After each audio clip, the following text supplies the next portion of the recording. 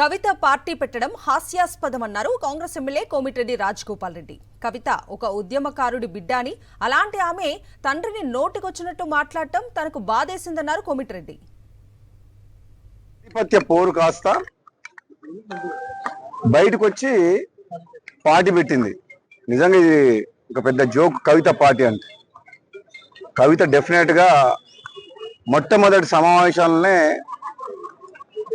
ఒక ఆడ కూతురు ఆడపిల్లకు తండ్రి అంటే ఎంత ప్రేమ ఉండాలి.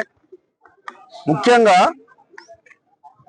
తండ్రికి కూతురు అంటే అంతే ప్రేమ ఉంటుంది, కూతుర్లకు కూడా తండ్రి అంటే అంతే ప్రేమ ఉంటుంది. ఆయన ఒక ఉద్యమకారుడు.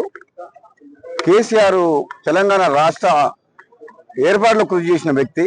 అటువంటి వ్యక్తిని స్వయాన కూతురే ఆ విధంగా మాట్లాడడం అనేది డెఫినెట్ గా ఆమె మొట్టమొదటి సమావేశంలోనే తప్పు చేసింది.